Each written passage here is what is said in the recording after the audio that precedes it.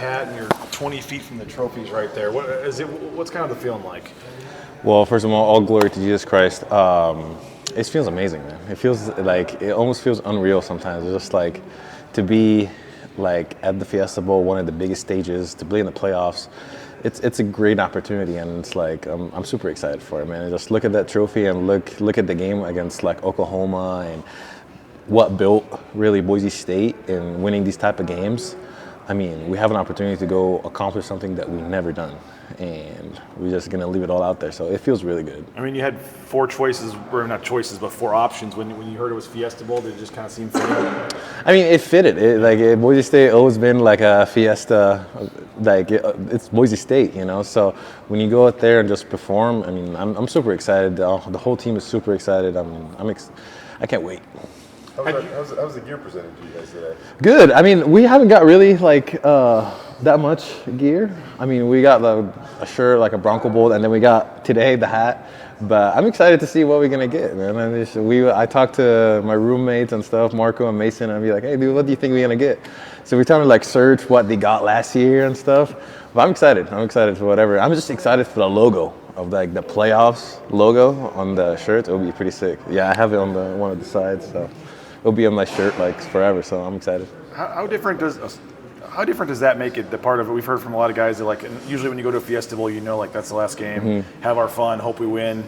But I want to soak in these last 3 days with my teammates. Like if you win, you get to play again. Like, yes. It's the playoff. It's a tournament. Like how cool is that part of it? And like the bracket and watching the games this weekend and just the whole being a part of the whole thing. Man, we have a shot, like an opportunity to do something that we never done before, to win a playoff game, and to just keep rolling. I mean, we have a really good shot of winning. We believe that we're gonna go to the national championship and we're gonna win. And because this team is so talented, so gifted, everybody do our keys, everybody do the 111, everybody believes in each other. We're gonna do something that we've never done before. And we're just gonna set the stage for many generations to come.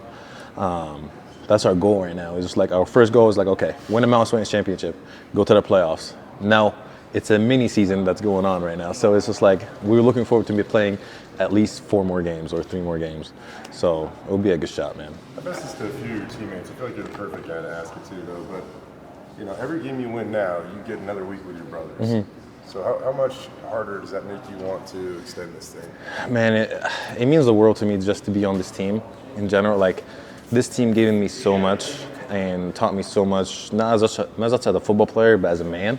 And to be around a great man, great amount of people, I mean, it means the world to me to just keep going and keep leading this team and keep learning and keep doing my football abilities and stuff, and just I'm excited to just be around them every day in the facility. Really, it's just like every practice is like it's just another practice. No, it's another practice to like lead the team, get excited, get out there, do my thing. So it's a good opportunity. I just wish, man, I'll tell you this, if I had 1 more year, I would have came back. Like, because this is how much amount of love I have for this team. So I mean, I'm trying to soak it all in because this team means a lot to me, and I love this team very much. What's this week been like, kind of just preparing for 2 teams? Like, you know, Spencer Danielson was saying yesterday, you know, you're spending a couple days on SMU, you're spending a couple days on Penn State. You know, what's it like kind of having to get these 2 sort of preliminary game plans in? I mean, it's a good opportunity because it's like, for me personally, it's an opportunity to watch 2 teams, and this team is that type of offense and this team is that type of offense, and to get prepared for both teams to like don't know what's coming. So when I watch the game this weekend, I'm gonna know what exactly I'm going to do. So this past couple of days, we've been preparing for Penn State, and after that, we're going to prepare for whoever comes, SMU. Tomorrow, we're going to prepare for SMU, so I'm excited, man. Any plans on where you're going to watch the game on Saturday? Probably at home. Going to have to go to church, though. Coach D is speaking at church, so I'm going to have to go to that. So I'm excited. How surreal is that part of it? Like, you're the one of the 4 teams kicking your feet up, watching these 2 teams battle it out for the right to play against you.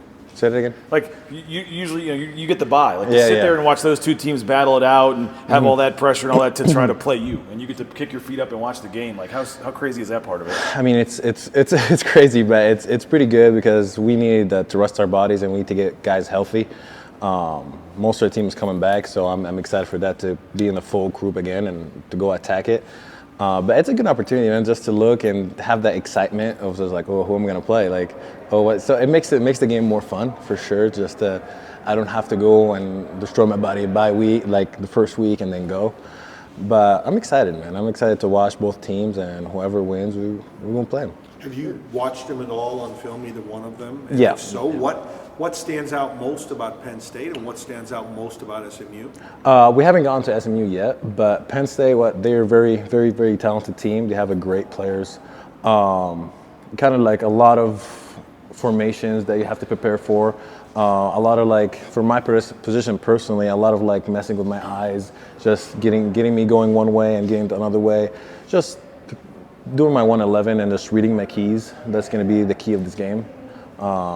It's just like any other game, really, because it's just do my job, read my key, and play fast. You've talked a lot about what Coach D means to you. Do you remember the first time you met him, talked with him, or what kind of was your reaction of him? First time I met Coach D? Yeah. First time I met Coach D was like on Zoom because I couldn't fly here to get a visit. So when I met him and talked to him, I feel like I committed on the spot. Like when they showed me the facility and stuff, and I was like, man, I'm coming to your school. I mean, I feel like God called me to be here. And it's a very small world. Just me to come from Egypt, to not know any English, not know any football, and for him to contact me not knowing that Corey's my brother and me telling him that Corey's my brother, everything happens for a reason. I truly believe that. So when he contacted me, I was like, yep, I'm going there. You know, just what was kind of the impersonation that he left on you that just obviously I'm sure he, you said, seeing the place did it, but I'm sure he sold it a little bit. You remember how he sold it? I felt like a real like connection. Like I didn't feel like a guy just trying to recruit me just to go to his school. I felt like truly he wanted me to grow me as a young man, and he was feeling really passionate about like the way he recruits, just not telling you to come here and like I'll teach you the position. No, I'm gonna grow you as a man and teach you football. And just to look at and just to hear from my brother how he was in college, like he always on the run, he's always passionate.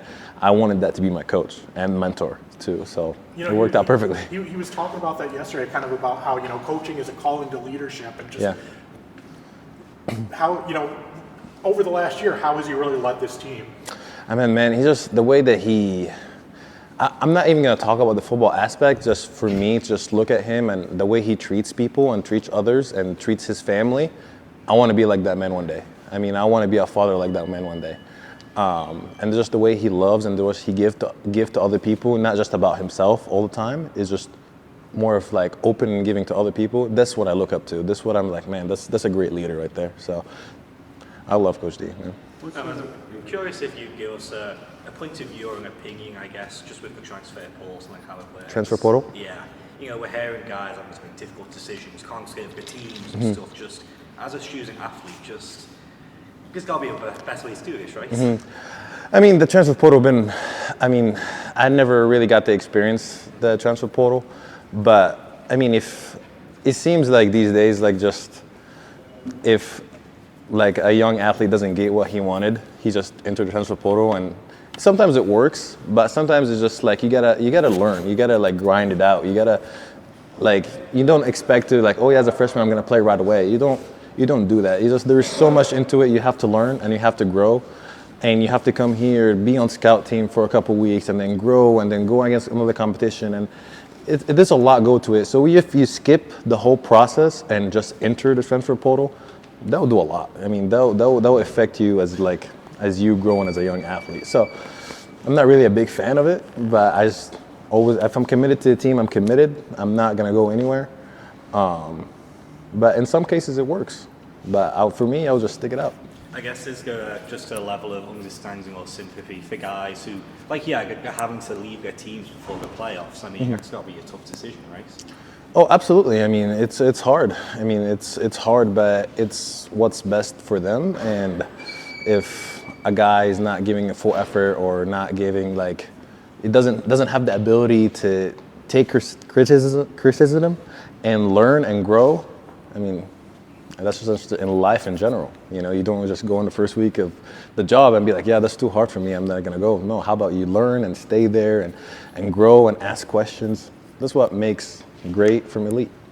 Ahmed, did you watch the Heisman Trophy ceremony? I did. How did you consume it? What was kind of your reaction? It's a good question, Jay. I mean, I truly believed in my heart that Ashton Jeanty is the Heisman winner. He's the Heisman winner for me.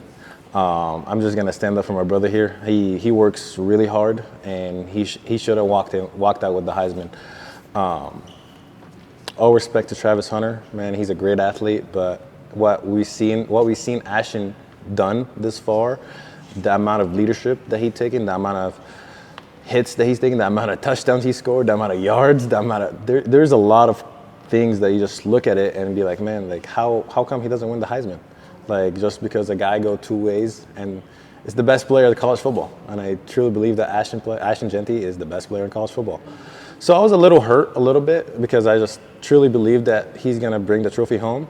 But that doesn't change how I feel about Ashton. Ashton Jeanty is the best college football to ever play the game this year. Thank you. Yeah.